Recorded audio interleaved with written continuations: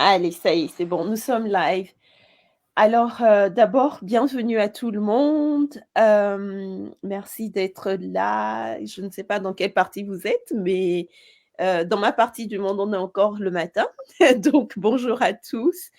Et merci de vous joindre à nous pour un état des lieux rapide en français de l'état de la critique dans le monde francophone africain. Donc, en général, voilà, on réduit toujours l'Afrique à ce qui se passe dans une partie, mais avec ce panel, on a essayé d'avoir un tableau d'ensemble de la critique d'Afrique. Donc, nous avons l'Afrique de l'Ouest avec Lamine, nous avons Madagascar avec De Moïna, et nous avons l'Algérie avec Leïla. Donc, à travers ces 3 pays et à travers les différentes disciplines que les panélistes couvrent, on va essayer de brosser un tableau d'ensemble de ce à quoi ressemble la critique d'art en Afrique francophone. Je m'appelle Hanou Amenda, je suis journaliste culturelle, je suis basée à Londres et je suis togolaise. Je viens d'animer la partie anglophone, donc au moment opportun, je ferai des ponts avec ce qui se passe dans le monde anglophone pour aussi offrir une comparaison par rapport à ce qui s'y passe pour que, au fil de l'heure qu'on va passer ensemble, on puisse avoir une idée d'ensemble de ce qui se passe en termes de critique en Afrique. Donc, je vais vous demander de vous présenter et puis après la présentation, on va pouvoir rentrer dans le vif du sujet. Alors, Leïla, je vais te demander, pardon, Oui, de on tutoie. de commencer, de te présenter. Alors moi, je suis Leïla Assès, donc je viens d'Algérie, je suis journaliste culturelle, critique musicale un peu par la force des choses. Donc j'ai le plaisir de collaborer avec Lamine sur Music in Africa, avant aussi sur Pan African Music, mais aussi des collaborations ponctuelles avec nos cultures. J'ai eu plusieurs casquettes un peu dans ma vie, et puis la critique musicale, mais aussi le journalisme culturel s'est imposé par la force des choses. Je suis freelancer, donc je suis complètement indépendante. Je n'ai jamais adhéré ou écrit en tant que permanente, ou je veux dire dans le sens, dans un journal local. Donc c'est souvent des collaborations en fait un peu panafricaines. Voilà un peu gros le Merci Leïla. Lamine, je vous laisse aller vu que en plus Leïla vous a mentionné, donc ça fait une transition naturelle. Oui, bonjour à tous. Je suis Lamine Ba, je suis journaliste musical. C'est important pour moi de préciser musical. Et je suis sénégalais, je suis basé à Dakar. Je fais beaucoup de choses, mais pour ce qui me concerne, oui, je suis critique. Par chance, moi, je vais dire, parce que ça fait 10 ans que je suis rédacteur en chef Afrique de l'Ouest francophone pour une plateforme vraiment spécialisée. Et donc, par chance, je suis devenu critique parce que j'ai pas mal documenté, commenté les productions musicales sénégalaises, mais africaines en général.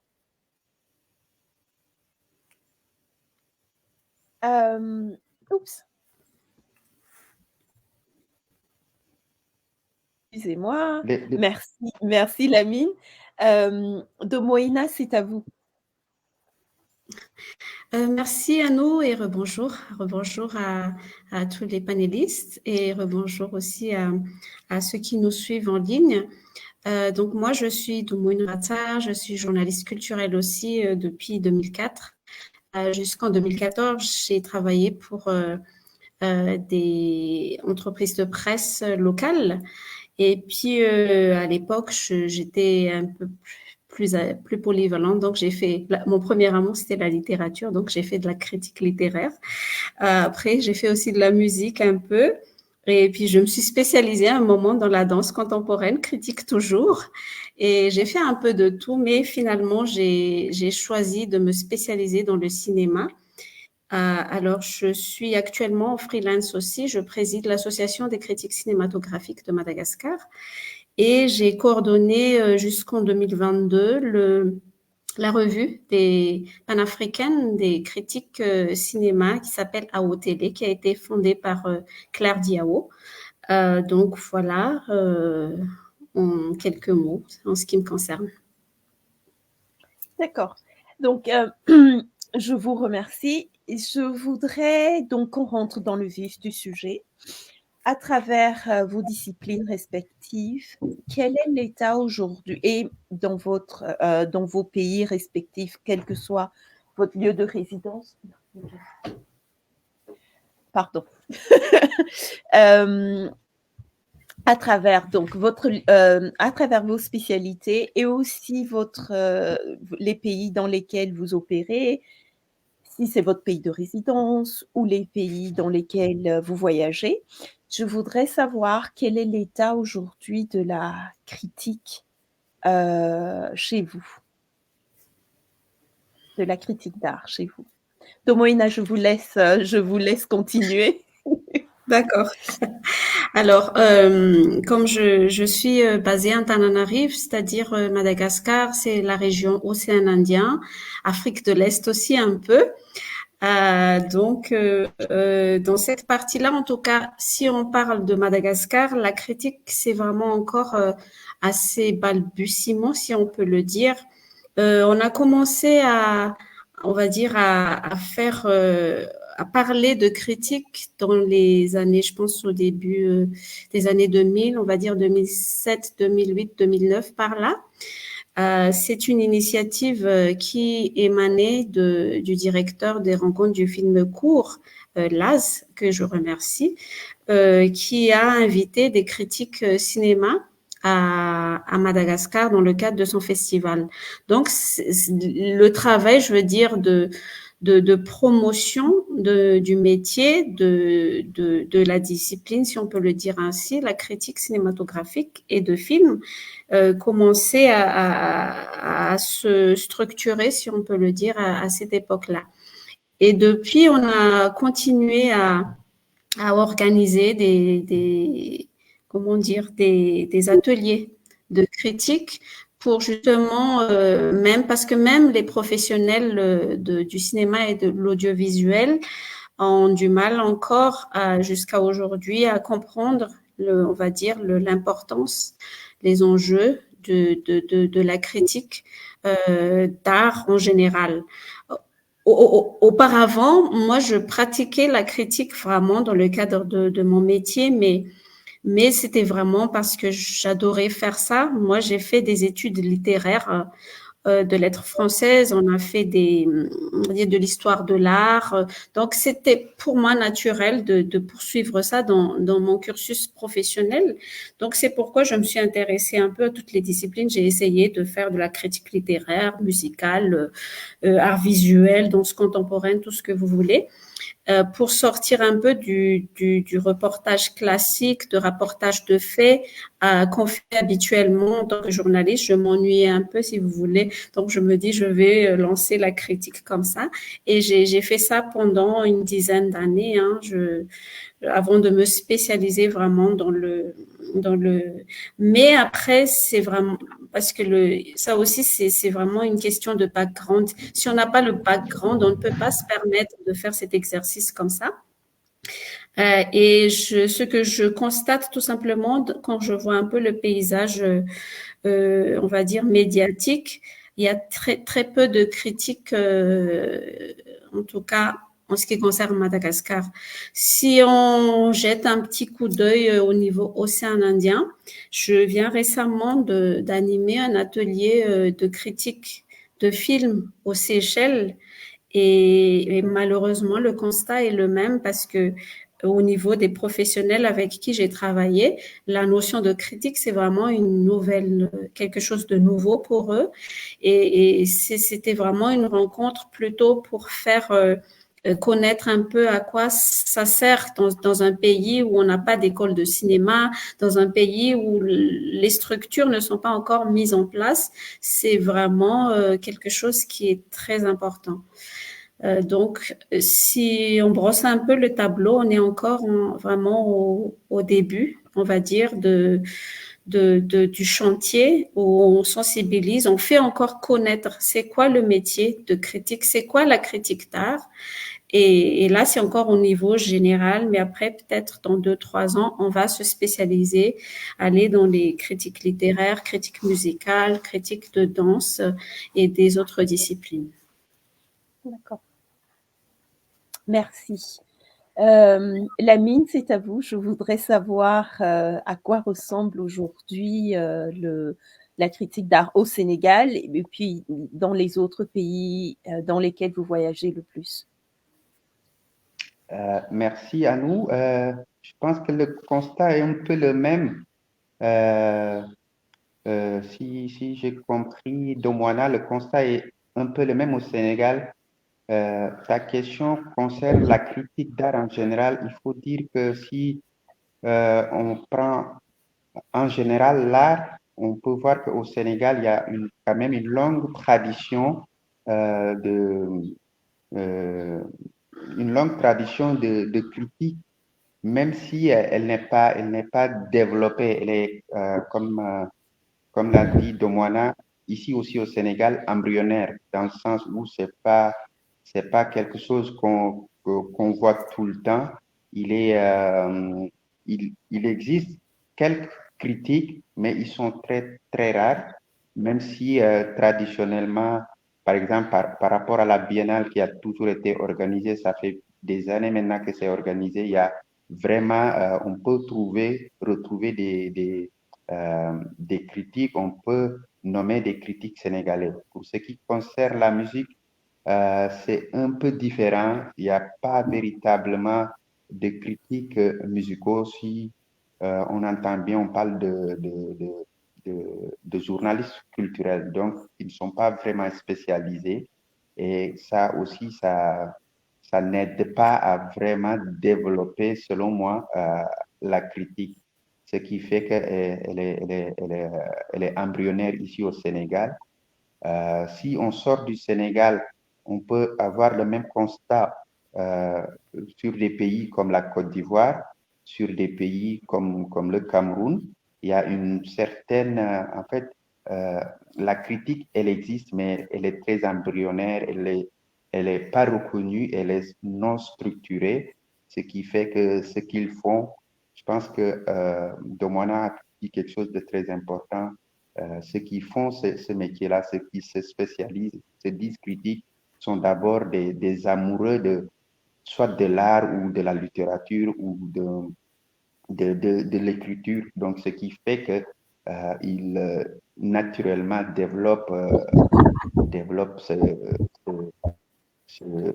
ce métier-là, je vais dire, mais à un niveau vraiment individuel, personnel, ce qui fait que tout ça là n'est pas structuré, ne peut pas être vraiment reconnu comme quelque chose qui peut apporter, en tout cas n'est pas reconnu comme quelque chose qui peut apporter quelque chose à l'art, alors que c'est crucial. Donc voilà un peu au Sénégal, en Côte d'Ivoire ou peut-être au Cameroun, il y a une longue tradition, mais tout ça n'est pas structuré et très vague, très embryonnaire en fait. Mm-hmm. Merci beaucoup, Lamine. Leïla, c'est à toi. Je voudrais avoir ton point de vue toujours dans ta spécialité et aussi dans ton pays. Merci, Hanou. C'est intéressant d'écouter les récits malgaches et sénégalais parce qu'ils font écho aussi à l'expérience algérienne. Donc, je pense que nous pouvons partir du postulat que la problématique, elle est africaine. Parce que j'ai été un peu voir le côté anglophone tout à l'heure. J'étais un peu en visiteuse. Mais oui, c'est vrai qu'en fait, c'est toujours en l'état embryonnaire. En Algérie, la particularité, c'est qu'il y a eu un âge d'or de la critique que nous pouvons situer vers les années 70, années 80, jusqu'au début des années 90, où, bien sûr, ça marche toujours en parallèle avec la production. Donc, il y a une production. L'Algérie était productrice de plusieurs événements, mais surtout, elle coproduisait beaucoup dans le cinéma. Nous étions un peu fiers d'avoir des films qui ont pu aller à Cannes, aller dans des événements très prestigieux. Et du coup, la critique, forcément, elle était en marche. Et puis, on observe un recul, pour ne pas dire une extinction de la critique d'art de manière générale en Algérie. Elle est souvent confondue avec l'information culturelle. Moi, en fait, avant un peu de me spécialiser, mais en tant que simple lectrice, j'étais souvent frustrée quand je n'ai pas pu voir le film ou pu voir la pièce théâtrale ou le spectacle, de dire ah mais ce journaliste il fait pas la critique de cette œuvre, il rend juste compte de l'ambiance de l'événement lui-même. Pour ce qui concerne les festivals, on va plutôt se pencher sur ce qui s'est passé, sur le tapis rouge, ça a été créé dans le faste ou pas, mais souvent l'œuvre en tant qu'objet critiquable, elle est je dirais, marginalisée, complètement occultée. On va parler plus de polémique parfois, on va plutôt parler de contexte politique de la création d'une œuvre. Je pense en ce sens, par exemple, du film Ben Mehidi de Bachir Draïs, un film qui a été interdit, censuré pendant 6 longues années, et qu'au final, il a pu avoir droit à sa première il y a quelques temps, il y a quelques semaines de cela.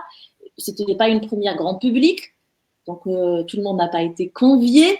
Et puis, j'étais un peu frustrée de ne pas lire de critiques sur ce film. Et c'est tout, en fait, toutes ces petites pièces de puzzle qui font qu'en Algérie, on observe un recul. Et après, il y a aussi, je pense important de le souligner, que déjà, la presse culturelle, ou le journalisme culturel est le parent pauvre de la presse de manière générale en Algérie. Et puis, la critique, elle est quasi inexistante donc, dans plusieurs médias. Voilà en gros.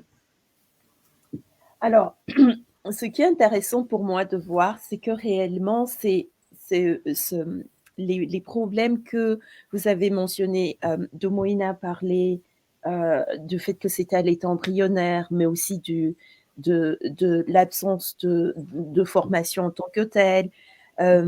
Lamine a parlé du fait qu'il n'y a pas de structure. Leïla, vous avez parlé du fait que c'était en recul, mais aussi c'était en recul parce que l'industrie lui-même, en tant que telle, est aussi en recul. Donc, mais ce sont des choses qui font vraiment écho à ce que j'ai entendu il y a 1 heure, du point de vue anglophone. Donc, on peut en tout cas considérer que il y a un problème, il y a des problèmes qui sont partagés de part et d'autre. Mais je voudrais vous demander, avec ce background de problèmes ou de difficultés ou de choses embryonnaires, de choses qui ne marchent pas, je vais dire, où le système n'est pas aussi huilé qu'il devrait l'être. Dans votre pratique de tous les jours, quand vous êtes face quand vous devez produire une œuvre qui critique une œuvre musicale ou une œuvre ou un film, j'ai envie que vous me parliez de ça, de ce qui est important pour vous en tant que critique quand vous écrivez, des challenges auxquels vous faites face, vous, en tant qu'individu. Leïla, vous voulez commencer? Oui. Moi, pour ma part, le plus grand challenge, c'est trouver les bons événements. Trouver les bons événements, trouver les bonnes projections, se faire inviter aussi. Parce qu'en Algérie, on a aussi un contexte assez particulier. Parfois, on a des projections qui sont juste destinées aux journalistes et c'est presque select. Parce que, rappelons-le, moi, je suis freelancer et je ne détiens pas le Saint Graal qui est la carte de presse en Algérie. Oui, et ça renvoie à tout le processus justement et le cadre légal de la pratique journalistique culturelle en Algérie.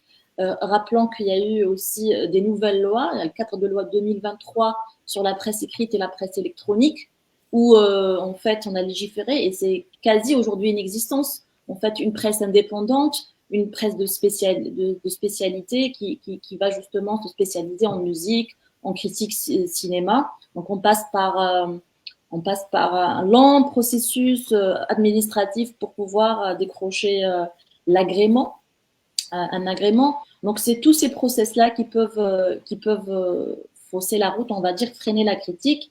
Et puis aussi au sein des organes de presse, c'est important de souligner qu'en fait, je pense que la part de Lyon, elle n'est pas du tout attribuée à la culture.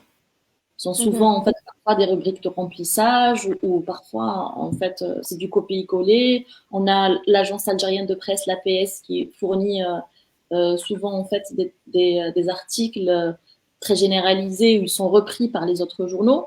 Donc en fait, il est très rare. En fait, on a très peu de critiques de spécialité, notamment en littérature, en musique, pratiquement pas.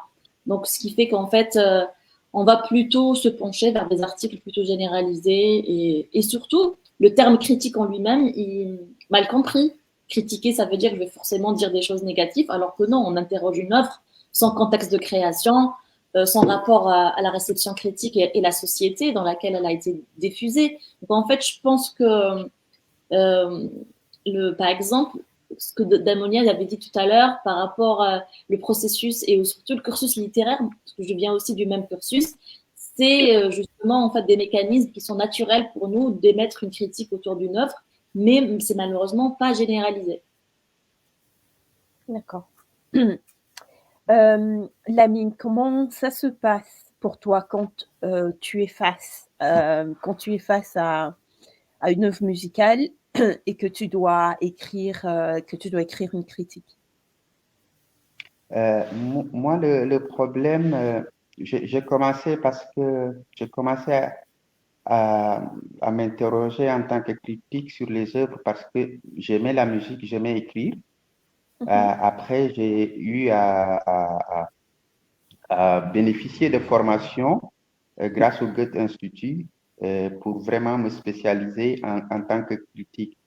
Moi, le problème que j'ai, c'est surtout, elle a brossé un peu par rapport à la perception, en quoi c'est important, d'abord, en quoi c'est important de critiquer l'œuvre et, comme elle l'a dit aussi, critiquer, ça a déjà une connotation négative. Et c'est très, très délicat pour moi parfois en tout cas d'interroger les œuvres, de les contextualiser parce que c'est très important, mais c'est pas tout le monde qui peut le comprendre, et surtout parfois de grands noms ou surtout tout simplement des artistes émergents qui sont en train de se faire une place et qui, dès que la notion de critique est énoncée, se braque peut-être. C'est surtout par rapport à la perception, en quoi c'est important et pourquoi il faut contextualiser les œuvres, comme j'ai dit. Et l'autre problème, c'est, moi j'ai eu la chance, je travaille sur Music in Africa depuis bientôt 11 ans. Donc, je suis spécialisé naturellement en musique, mais il n'y a pas, en dehors de moi au Sénégal, il n'y a pas vraiment de journalistes spécialisés musique, de journalistes de critique. Donc, à part le fait que c'est parfois mal perçu, pas vraiment compris, il y a le fait que derrière moi, il y a pas grand-chose. Au compte, il y a pas d'autres journalistes et c'est pourquoi on essaie avec d'autres, avec le réseau, de former, peut-être on va en revenir, de former certains journalistes, en tout cas, à les encourager à se spécialiser. J'ai la chance, moi, d'être invité partout, d'aller partout en tant que journaliste ou en tant que parfois formateur. Et oui, la perception au Sénégal, c'est être critique, c'est mal compris, c'est pas compris du tout en quoi c'est important. Et c'est peut-être, c'est presque pareil dans d'autres contrées, oui. Merci, Lamine. De Moïna? Oui, je pense que L'essentiel a été soulevé par Lamine et Leïla, c'est-à-dire que, en tout cas, moi, je partage le même statut que Leïla, et effectivement, en tant que freelance, c'est pas toujours facile d'avoir accès aux événements et surtout l'intérêt par les entreprises de médias pour les questions culturelles en général. Parce que à Madagascar, le paysage médiatique, il est fortement politisé. Donc, les questions culturelles, c'est vraiment secondaire, pour ne pas dire autre chose. Donc, ça, c'est déjà problématique parce que déjà aborder la culture, c'est déjà un défi en soi. Alors, entrer encore davantage dans la critique, c'est encore une autre, on va dire un autre défi.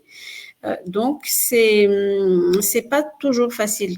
Mais je souligne quand même que il y a des initiatives qui essayent vraiment de valoriser tout ce qui est travail journalistique, on va dire, sur les questions culturelles que j'apprécie beaucoup et avec qui on essaie de mettre en place, en tout cas en ce qui nous concerne, l'association qui travaille sur la critique cinématographique, on essaie de mettre en place des partenariats avec des quotidiens locaux pour publier des critiques pendant par exemple, quand nous, on fait l'atelier avec les RFC, on fait un partenariat avec un quotidien local pour publier les critiques produites par les participants.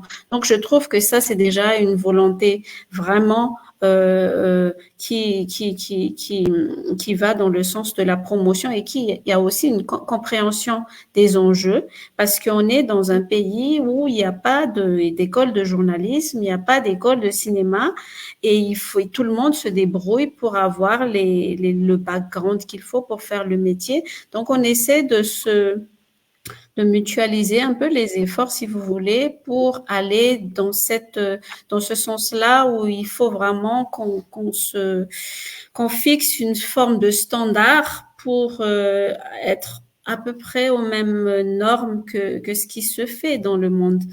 Et ça, je trouve que c'est vraiment un travail qui mérite d'être soutenu, en tout cas pour tous qui travaillent dans le milieu du journalisme culturel, mais surtout dans la critique d'art, parce que la critique peut jouer vraiment un rôle très important.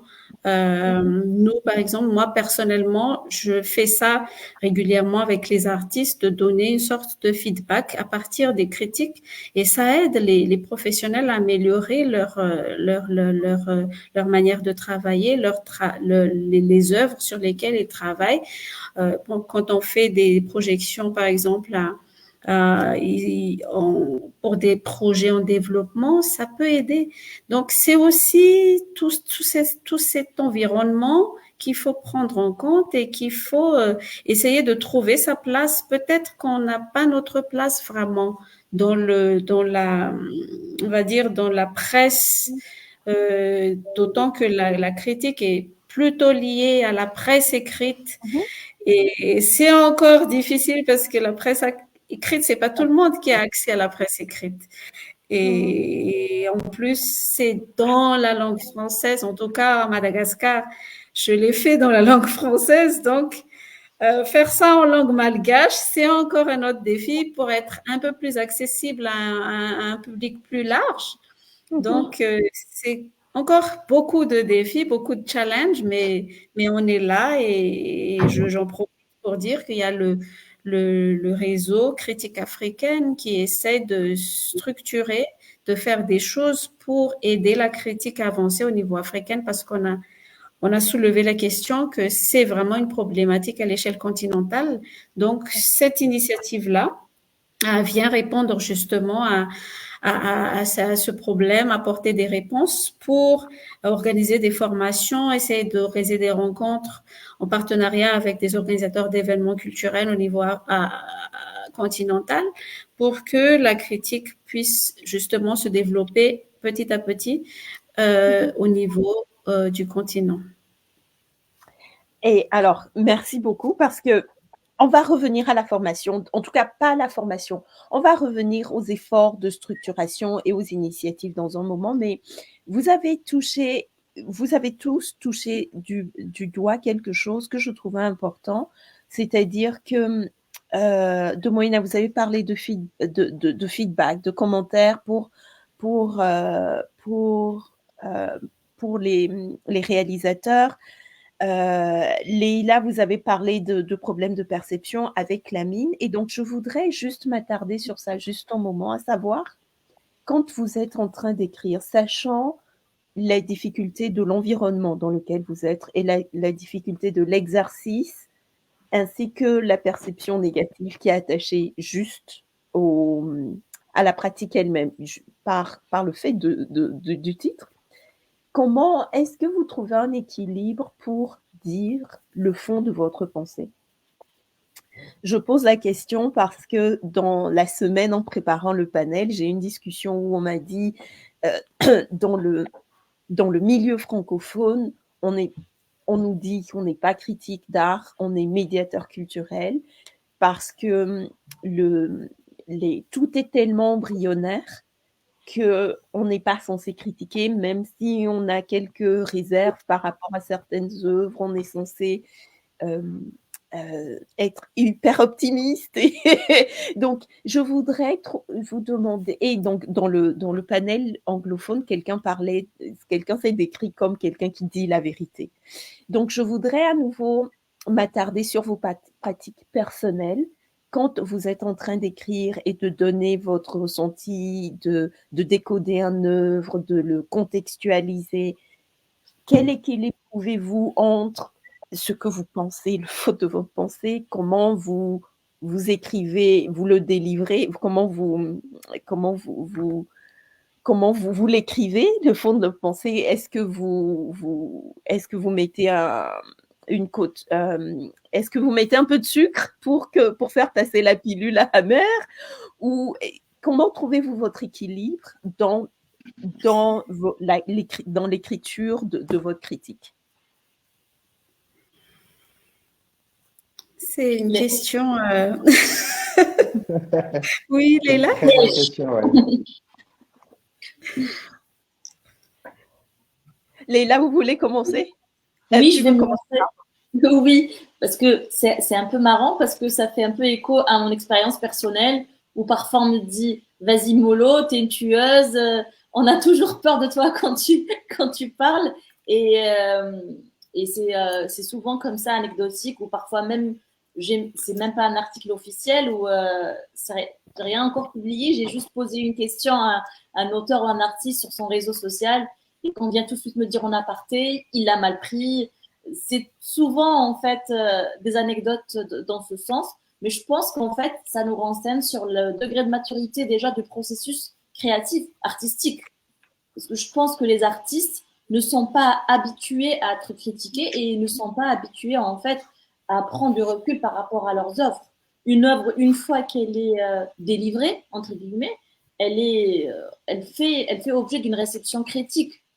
Donc, elle est ou acclamée ou elle est critiquée. Mais souvent, parfois, on se rend compte que c'est peut-être l'événement lui-même qui est documenté. On va parler d'un vernissage, on va parler des gens invités. Mais l'œuvre en elle-même, en tant qu'objet autotélique, même si elle ne peut pas vraiment être autotélique, mais cette œuvre-là, est-ce qu'on peut l'analyser de manière très objective? Est-ce qu'on peut juste parler musicalement ou par rapport à un film, parler de ce film-là, le choix du casting, les dialogues, les rythmes, ou encore, quand il s'agit de musique, est-ce qu'on peut parler de l'album lui-même, des inspirations, est-ce que le processus créatif fait un tout petit peu d'objet de lacunes, et ça, oui, c'est toujours très, très mal pris dans le milieu culturel. C'est-à-dire, en fait, on ne s'attend pas, ce n'est pas intégré dans l'imaginaire collectif, et on ne s'attend pas de façon très détachée, très académique, qu'on puisse critiquer émettre une critique négative sur une œuvre.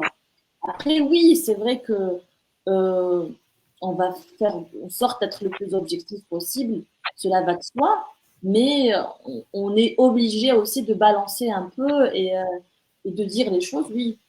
Mettre du sucre, comme tu dis, Anno, oui, c'est vrai. Mais après, il faut surtout pas que ça glisse ou que ça va vers du copinage ou allez, je fais un texte juste pour faire plaisir à mon ami.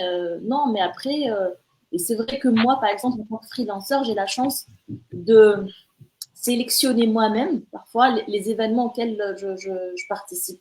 Mais, mais des collègues à moi, des amis qui sont dans la presse électronique des quotidiens, ils me disent en fait, c'est très, très, très compliqué d'équilibrer les choses parce que qui dit journaliste culturel dit se faire inviter. Et si on critique trop, on ne se fera pas trop inviter une prochaine fois. Donc c'est ça en fait, parce que le contrat social n'est pas clair. C'est ça en fait, je pense à mon avis. Et j'aime bien Lamine, il hoche la tête et dit oui, oui. Ça lui Et parle. voilà.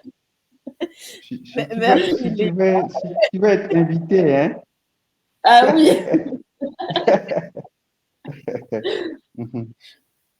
Alors, dis-moi, Lamine, l'invitation. Est-ce qu'on sacrifie l'invitation pour la critique ou on prend le courage d'écrire le fond de sa pensée? Oui, c'est peut-être l'ère des confidences, hein, des confidences. Elle a parlé d'une expérience personnelle. Moi-même, j'ai eu pas mal d'expériences comme ça. Mais pour moi, la critique, elle n'est pas que négative déjà. Et quand on donne une lecture sur une œuvre, sa propre lecture, elle doit être argumentée. Mais le soubassement de tout ça, c'est aussi, je pense, on donne sa vérité, ce qu'on perçoit, mais je pense le soubassement, c'est l'honnêteté. Il faut vraiment être honnête dans sa lecture et argumenter le point de vue qu'on a ou les points de vue, les divers points qu'on veut soulever sur les problèmes qu'il y a dans l'œuvre ou les points positifs sur l'œuvre. Moi, pendant longtemps, j'ai juste voulu être honnête. Mais je pense que on peut être honnête et subtil en fait. Et la langue française que j'utilise moi pour mon travail de critique permet cette subtilité-là, en fait, cette subtilité-là. Et j'abuse maintenant beaucoup de ça, alors qu'avant, on parlait d'expérience personnelle. Moi-même, je tairai le nom, mais j'ai eu à mettre, hum, à publier euh, une critique et être obligé de l'enlever 3, 4 jours plus tard. Alors que déjà, j'avais reçu des, des retours, en tout cas de quelques personnes qui me disaient que c'était bien argumenté, que c'était bien, mais en fait, c'était une perception de quelques personnes qui peut-être sont des critiques comme moi ou des journalistes comme moi, mais la perception, comme je le disais, elle était tout autre. Elle est tout autre par rapport peut-être à ces personnes-là qui étaient propriétaires de l'œuvre. Vous voyez, je ne veux pas entrer trop dans les détails, mais c'est quelque chose, c'est un réel problème. Il y a quelqu'un qui écrit qu'il faut, c'est vrai, beaucoup être formé, il faut avoir de la culture, il faut être équilibré, mais c'est vrai que si on critique tout le temps, tout le temps dans le sens de critiquer, c'est peut-être, oui, on peut ne pas voyager si on veut, on peut ne pas être invité ou être persona non grata sur des événements même qui se passent dans son propre pays. Mais c'est important, la critique, c'est essentiel. Et le combat, c'est au-delà de former des critiques, c'est aussi changer la perception pour que ce soit vu comme une contribution, en fait, pas pour... je pense que c'est Léla qui dit ça. Non, c'est à nous. On est des médiateurs. Oui, on est des médiateurs parce qu'on fait véhiculer, on véhicule quelque chose. C'est vrai qu'il faut se montrer solidaire. Mais se montrer solidaire, c'est aussi avoir ce regard-là, justement critique. C'est pas juste mettre du sucre pour que ce soit digeste pour tout le monde. C'est aussi D'eau à avaler. Absolument. Absolument. Donc, pour moi, c'est exactement ça. Oui, oui, c'est une question, oui, c'est toujours pas facile on va dire, à répondre, mais bon, personnellement, moi, la critique, par définition, hein, c'est de la médiation. Donc, l'artiste produit du sens et nous, on aide, on va dire, l'audience, celui qui regarde à comprendre ce sens-là. Donc, en tout cas, sans discussion, c'est de la médiation. Mais après, quand on travaille dans un pays où tout ça n'a aucun sens, donc là, il faut vraiment faire preuve de créativité et puis d'ajouter quelque chose. En tout cas, moi, mes commentaires qu'on m'adresse souvent, c'est que je suis trop conciliante. Alors, je mets trop de sucre, si j'ai bien compris. Mais quelqu'un m'a dit un jour, n'oublie jamais que derrière une œuvre, surtout au cinéma, c'est toute une équipe qui travaille. Donc, c'est du travail. Même si c'est pas regardable, il y a des gens qui ont travaillé dessus. Donc, ça, il faut toujours se le rappeler quelque part que ce sont des gens qui n'ont pas dormi, qui ont vraiment galéré pour trouver de l'argent pour faire cette œuvre-là. On ne peut pas se permettre de casser ça en un article comme ça, que voilà, c'est pas regardable. Donc, moi, c'est quelque chose qui est resté dans mon subconscient et qui me dit toujours, s'il y a toujours quelque chose qu'on peut faire pour aider l'équipe à améliorer son travail, il faut le faire. Et c'est dans ce sens que je me suis permise d'insérer dans mes critiques toujours ces points à améliorer, si vous voulez dire. Moi, je construis vraiment ma critique dans ça. Quels sont les points forts? Quels sont les points à améliorer surtout? Si ça peut aider. Parce que des fois, on peut pas non plus toujours avoir l'occasion de rencontrer l'artiste pour lui dire, tiens, tu vois, par rapport à ton œuvre sur tel thème, moi, ce que j'en pense, c'est ça. Et moi, j'essaie toujours de profiter de l'occasion quand j'écris les critiques, de dire, voilà, avec subtilité, comme tu l'as dit, Lamine, voilà les points améliorés. Voilà ce que j'en pense.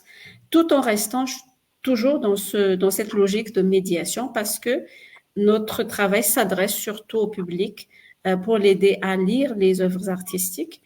Et c'est un équilibre pas toujours facile à trouver, mais autant que faire se peut, moi en tout cas, j'essaie de le faire et quitte à me faire traiter de conciliante des fois, mais moi je me sens, on va dire, être dans ce devoir d'aussi aider les artistes d'un côté et d'aider le public à comprendre le sens produit. En tout cas, merci à chacun d'entre vous d'avoir et je pense aussi que ça aussi c'est important pour l'audience de voir à quel point la pratique de critique est aussi fondamentalement une pratique personnelle qui est informée par certes la formation, le background, la partie, je vais dire, intellectuelle pure, mais qui est aussi informée par le ressenti de chacun et par la vision que cette personne a de son rôle ou soit dans son industrie ou soit dans son pays. Donc, je pense que l'autre aspect que je voudrais aborder maintenant, j'aime bien, je vais t'emprunter ta phrase de Moïna, construire la critique. Mais non plus votre critique personnelle quand vous êtes en train d'écrire, mais construire la génération de critiques qui suit. Il y a un membre de l'audience qui a parlé du fait qui a indiqué que le problème avec la critique, c'est que il y avait besoin de bagages culturels, c'est ce dont on parlait, de connaissances, pas juste de bagages culturels, mais de connaissances réelles, soit c'est en littérature si on veut être critique d'un livre, soit en film si on veut être critique de cinéma, ou en musique si on veut être critique de musique. Donc, je ne vais pas vous parler de votre formation, vous vous êtes présenté, mais je voudrais savoir, est-ce que vous pouvez toucher un mot sur les initiatives qui ont lieu, soit dans vos pays, ou si ce n'est pas dans les pays, mais soit en musique ou en film, pour former une jeune génération de critiques à ce qu'est la critique d'art, en fait. Domaina, je vais te demander de commencer parce qu'en fait, tu étais en train d'embrayer sur ça. Donc, est-ce que tu pourrais un tout petit peu nous parler un peu plus Oui, bien sûr. J'ai vu le commentaire de Aboubakar Demba Sissoko tout à l'heure qui parlait de background. Et si tu permets à nous, j'aimerais vraiment revenir sur ça parce que c'est très important. Je dirais pas qu'on peut pas devenir critique, c'est quelque chose, c'est comme toutes les disciplines, hein, c'est des choses qu'on peut, on va dire, apprendre sur le tas. Mais en tout cas, en ce qui me concerne personnellement, le background que j'avais m'a beaucoup aidé à poursuivre, on va dire, dans la critique. Quand on fait histoire de l'art, on fait vraiment l'histoire de l'évolution de processus artistique, de création artistique. On fait le courant des pensées, c'est-à-dire que quand une œuvre, elle est créée, elle s'inscrit dans un espace temporel. C'est-à-dire qu'il y a un contexte politique, il y a un contexte social. Tout ça, il faut avoir, on va dire, il faut comprendre tout ça. Et le background, il est très important parce que ça nous aide vraiment à construire la critique telle qu'il devrait l'être. Donc, en parlant vraiment de formation, et il y en a beaucoup qui, je pense, qui essayent de mettre en place des formations pour les critiques au niveau continental et au niveau pays. C'est quelque chose sur lequel c'est une réflexion que nous devrons faire sur, on va dire, le contenu de ce que nous proposons aux participants et aux futurs, on va dire, critiques qu'on va former. Moi, je pense que, par exemple, dans le cinéma, il faut avoir vraiment des notions un peu plus spécifiques. Par exemple, moi, je pense que c'est plutôt, on a fait beaucoup de sémiotique en lettres françaises. On a beaucoup fait en littérature. On a fait les grilles de lecture marxistes, freudiens, lacanistes et tout ça. Et tout ça, ça aide. Au début, moi, j'appliquais ça aux critiques de cinéma. C'est petit à petit après que j'ai découvert. Mais moi, c'est la grille de lecture littéraire. C'est ce que j'ai appliqué au cinéma. C'est ce que j'ai appliqué dans tous les autres critiques que j'avais parce que je trouvais une forme d'écho dans le. Après aussi, c'est vraiment un travail personnel. Hein. Il faut le vouloir et il faut avoir l'envie de le faire. Et de le faire comment il y a beaucoup de critiques qu'on peut dire. On peut lire 50, 100 critiques et puis se dire, voilà, avoir une idée comment c'est construit. Mais après, c'est à toi aussi de se dire, voilà, l'identité de la critique que j'ai envie de partager avec mon public. Donc, c'est tout ça aussi, la formation, c'est toute une réflexion à faire et nous sommes au début du chantier. Donc, je pense que c'est l'occasion aussi pour nous, professionnels qui travaillent dans la formation, de voir construire ce curriculum qu'on veut faire aussi, surtout pour l'Afrique, parce qu'on peut on peut avoir une grille de lecture qui nous est propre et construire à partir de ça aussi comment nous on lit les productions de sens africaines, tout simplement. Et c'est aussi une question d'identité, bien entendu. Donc voilà. Pour aller dans le sens de ta question, les initiatives, par exemple, nous, on essaie de faire des partenariats avec les organisateurs de festivals à Madagascar pour essayer de mettre en place des ateliers qui s'adressent prioritairement aux journalistes culturels parce que ce sont, on va dire, les premiers acteurs qui peuvent déjà faire la pratique tout de suite et puis essayer de faire la promotion à travers leurs écrits. Après, on a aussi accueilli des passionnés de cinéma et que nous, on encourage beaucoup parce qu'avec l'avènement des réseaux sociaux, figurez-vous que la critique se décline aussi en podcast, en vidéo, ce qui est tout à fait, on va dire, je trouve que c'est très encourageant de voir que le format se diversifie et que la critique devient aussi accessible à d'autres personnes qui n'ont pas peut-être accès à l'écrit. Donc, je trouve qu'il y a déjà un écosystème qui est en train de se développer et qu'il faut qu'on accompagne avec de la formation comme ce qui a été évoqué en amont.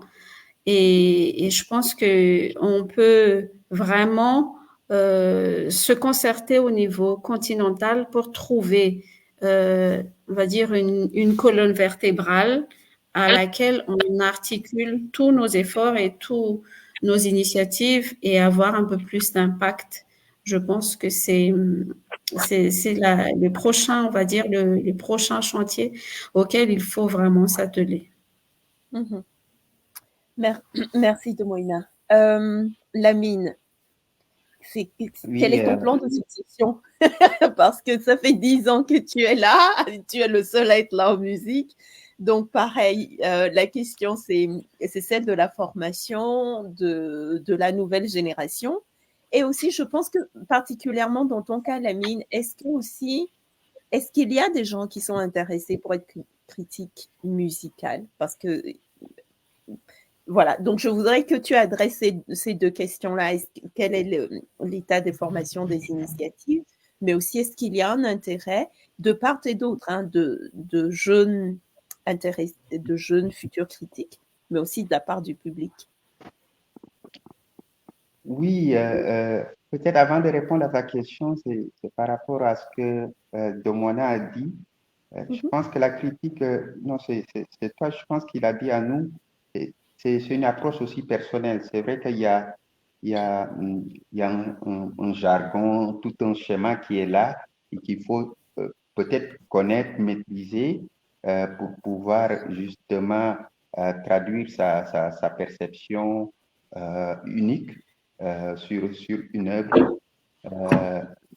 Pour moi, c'est important parce que, en tout cas pour la musique, autant le musicien, il produit une œuvre, peut-être aussi pour les autres arts, il produit une œuvre par rapport à sa perception individuelle, personnelle de certaines choses, d'un certain sujet.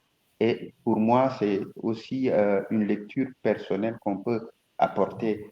Je suis d'accord qu'il y a un schéma, qu'il y a un jargon, il y a même un champ lexical, tout ça. En tout cas, c'est une science aussi quelque part et il faut peut-être le maîtriser. Notre commentateur parle d'avoir une connaissance, en tout cas culturelle. Si on est dans la musique, peut-être connaître l'histoire de la musique, tout ça, c'est très, très important. Mais l'approche personnelle, elle est là. Elle doit être pour moi juste équilibrée et argumentée pour pouvoir être défendue ou quand elle est lue, qu'elle puisse être pertinente. C'est pour moi la perception que j'ai. Pour répondre à ta question, oui, ils sont pas nombreux au Sénégal. Dans d'autres pays que j'ai eu la chance de visiter, il y a quelques personnes à travers justement les formations qu'on fait, on voit qu'ils sont vraiment intéressés et qu'il suffit juste de les encourager pour, euh, pour, euh, pour, euh, pour qu'ils suivent les traces des aînés ou qu'ils suivent justement nos traces, si je peux le dire comme ça. Au Sénégal, il n'y a pas... Pour le cinéma, par exemple, je vais entrer un peu pour le cinéma, grâce aux résultats, grâce aux investissements, grâce à ce qui se passe même à un niveau local avec les séries, tout ce qui se passe autour du cinéma au Sénégal. Il y a une toute petite critique qui est là, qui est toujours embryonnaire, mais il y a des formations, il y a des débats, on voit, on voit que de plus en plus, il y a une corporation de critique cinéma. Ça existait depuis longtemps, mais c'est de plus en plus visible maintenant. Pour la musique, c'est seulement le Goethe-Institut, que je connais, le centre culturel allemand, qui, sous la houlette du directeur actuel, a fait beaucoup par rapport à la formation des journalistes musicaux ici à Dakar, et ce qui a aussi boosté pendant quelques années aussi tout ce qui est journaliste culturel, ceux qui voulaient se spécialiser. Donc, il y a eu ça. Il y a aussi nos cultures qui a initié pas mal de choses. Le réseau, notamment des formations. Et il y a eu des journalistes sénégalais, des journalistes ouest-africains qui se sont engouffrés, en tout cas, qui ont voulu profiter de cette opportunité-là pour se former, avoir des outils, des bagages. Et peut-être, si on les encourage, c'est pour moi très, très important, en fait, autant on peut peut-être mettre du sucre sur la critique, ceux qui veulent ou ceux qui s'y adonnent pour le moment, il faut vraiment les encourager parce que c'est aussi comme ça qu'on va avoir une vraie corporation, qu'on va avoir une vraie existence et pouvoir, dont on a parlé d'impacter et d'humanité parce qu'il y a beaucoup de gens qui travaillent derrière. Par exemple, si c'est une œuvre cinématographique, c'est la même chose pour le cinéma, pour la musique, mais je pense qu'on n'impacte pas encore. Je pense, je n'ai pas encore vu de journalistes ou en tout cas de critiques africains qui ont cassé encore des œuvres comme ça parce qu'ils avaient la plume, vous avez le poids de casser ça parce que c'est tellement embryonnaire. Je rêve peut-être qu'un jour, comme on l'a vu dans les films, un critique gastronomique qui entre dans un restaurant, il est reçu comme un roi. Et peut-être Leïla ou Domwana, si la critique africaine impacte vraiment, quand vous serez invité de facto et vous serez reçu comme des princesses.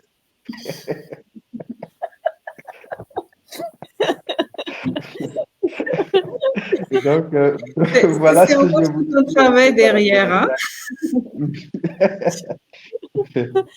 Donc, voilà un peu quoi. Merci, Lamine. Donc, Leïla, donc, tu as dressé un portrait de la critique qui est dans un état très difficile en Algérie, mais je voudrais savoir, est-ce que voilà, bon, je pense qu'on est d'accord que tout le monde est en état de survivance, mais que se passe-t-il pour la prochaine génération? Est-ce que cet état de survivance est en train de décourager une nouvelle génération ou bien il y a une nouvelle génération qui se sent le courage de continuer? Si c'est le cas, quelles sont les formations dont ils bénéficient et quels sont les encouragements, pour utiliser le mot de Lamine, quels sont les encouragements dont ils bénéficient? Alors oui, en Algérie, je pense que le constat, il est très analogue, où il y a très très peu d'initiatives qui visent justement à former des critiques d'art, des journalistes culturels de manière générale, encore moins des critiques d'art. Je sais que, je pense en 2021, il y a une formation intéressante initiée par ISOM, c'est une agence créative et une galerie d'art, justement autour de la problématique de manque de critiques d'art. Mais depuis, on entend très très peu d'initiatives privées ou institutionnelles, justement, qui visent à rehausser cette discipline.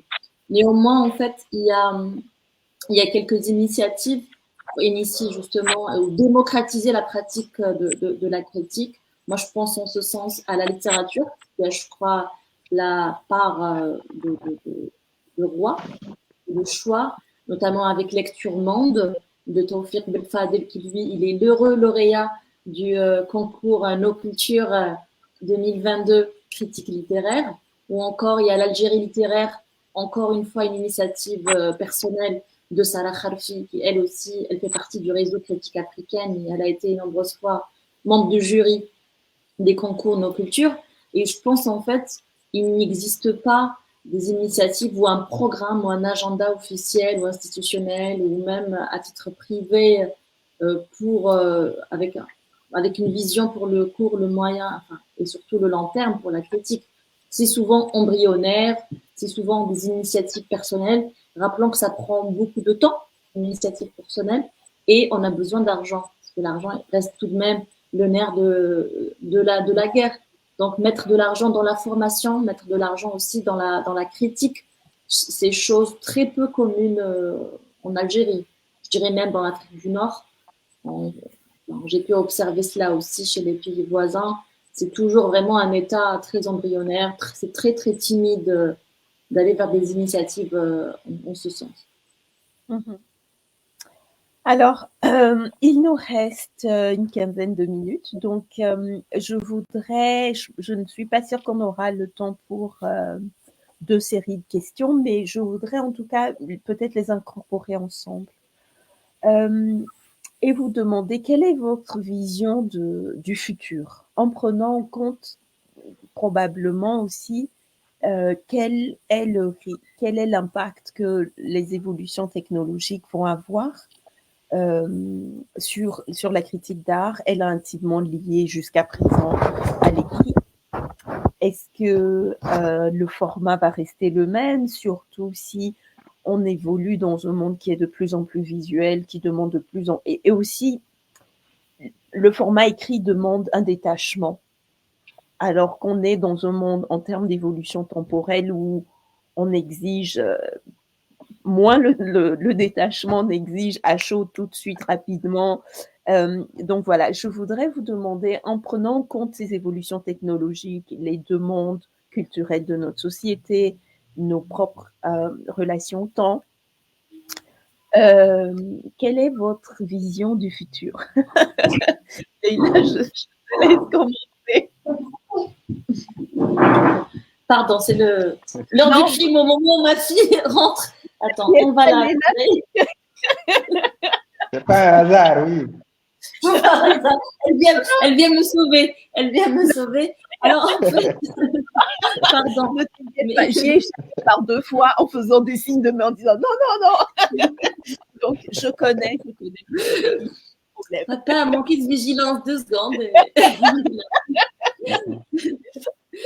Pour revenir à ta question, Hanou, oui. Je pense que par rapport à l'évolution de la critique, je pense qu'elle est déjà en train d'évoluer. Parce qu'on observe des nouvelles formes de médias où parfois, même je me dis que finalement, je vais devenir un dinosaure. Personne ne va me lire. Personne ne va lire une critique écrite dans le sens classique où parfois maintenant on a de la presse écrite électronique avec tant de lectures et tu te dis ah non ça va me prendre 5 minutes. Non, jamais de la vie. Je préfère voir une petite vidéo, un petit jingle de 30 secondes. Et je crois que c'est ça le défi. C'est ça le défi, se réinventer, vivre avec l'air du temps.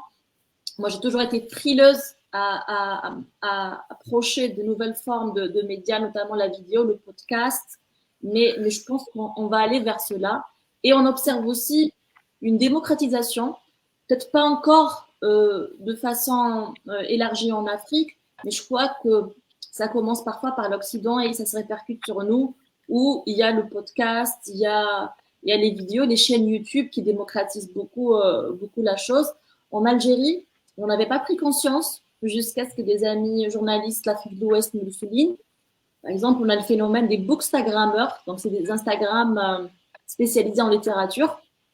Et en fait, on se rend compte que ce sont des personnes autodidactes, souvent, finalement, émettent des critiques de qualité.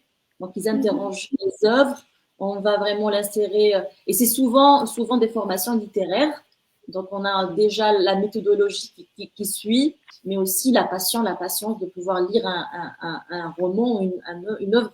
Et parce que ça prend du temps, la critique. Ça aussi, je pense, c'est une notion qu'il faudrait aussi aborder parce que les journalistes culturels qui sont dans les quotidiens, souvent, ils font de la couverture médiatique, ils font vers des événements. On n'a pas le temps de réécouter l'album 15 fois ou revoir le film 10 fois pour pouvoir émettre une objectif critique.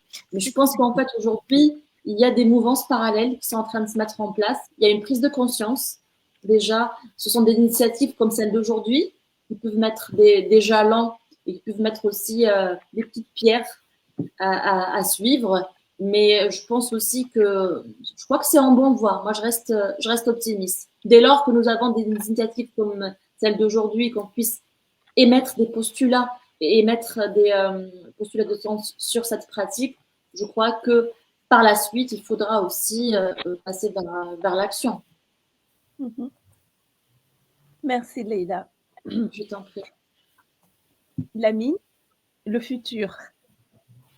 Oui, je pense qu'il faudra qu'on aille vers les vidéos, vers les podcasts.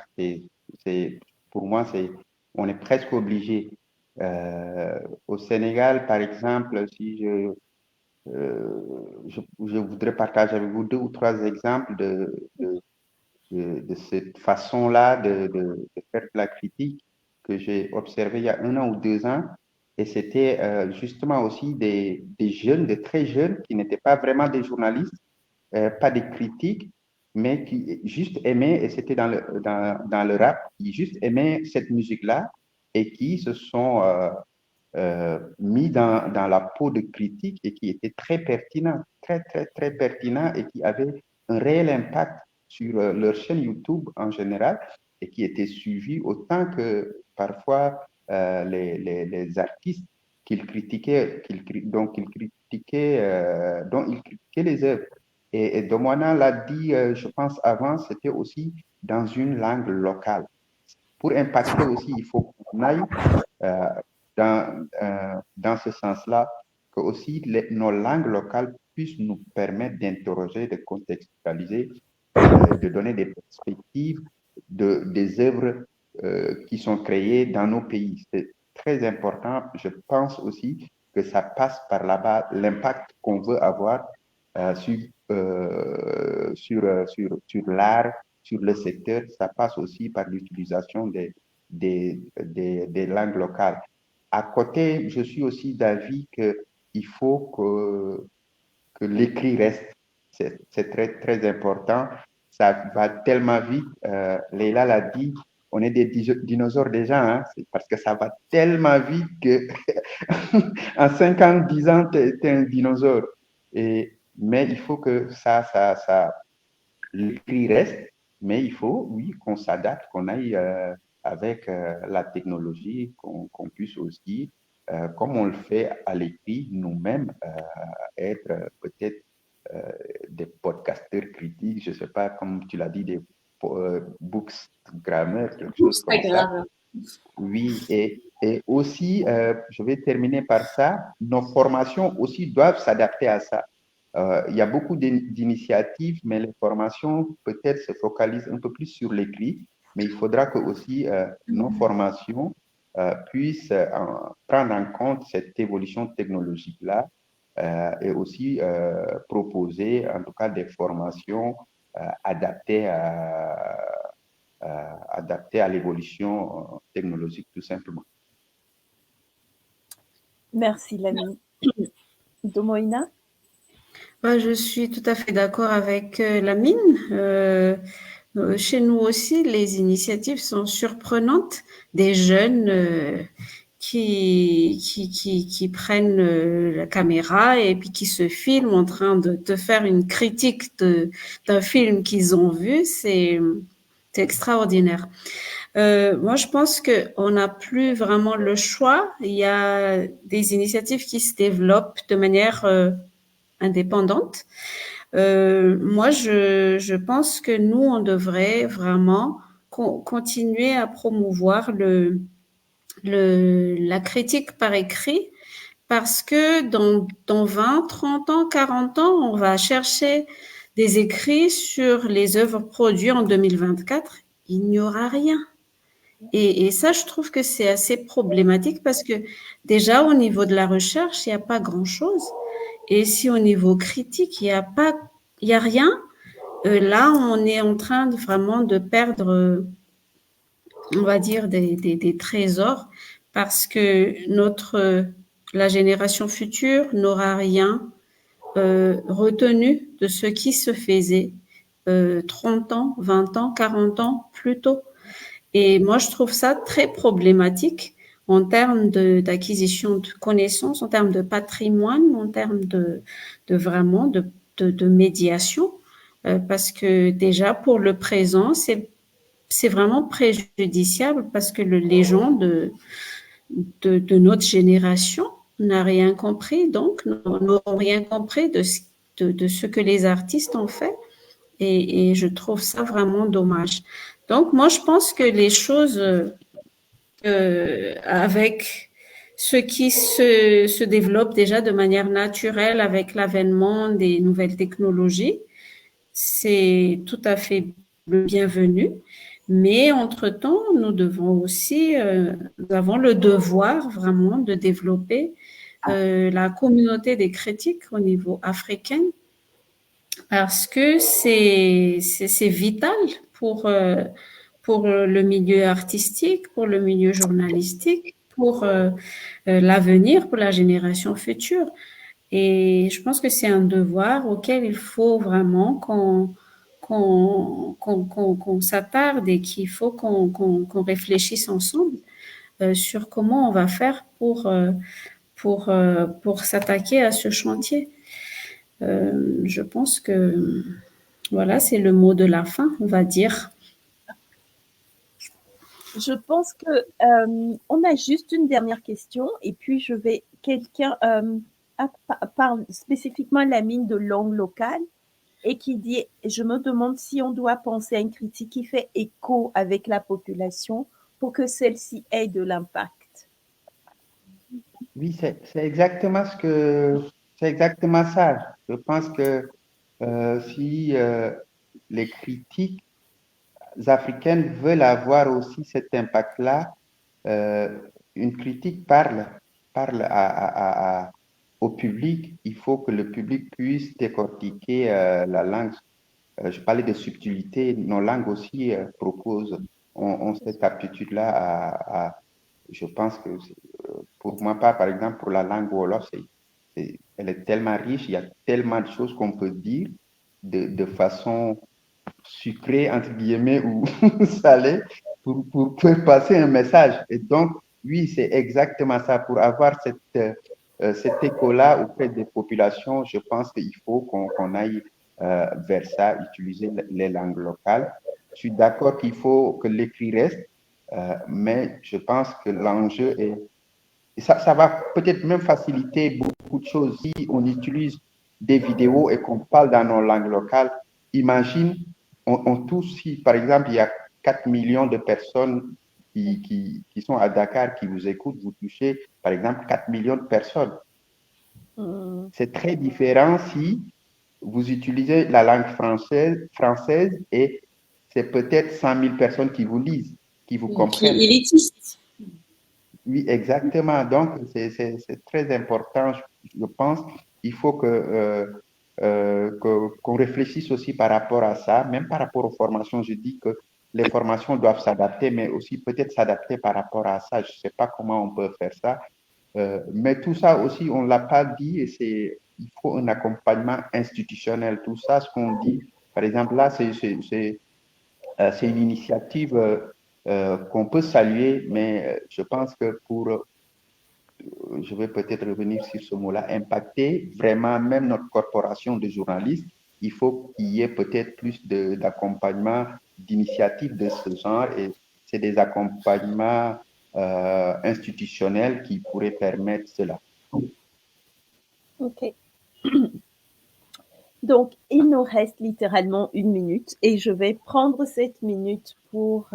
il y a une dernière question à laquelle on ne pourra pas répondre, mais j'espère qu'on va pouvoir répondre à la personne directement à titre offline.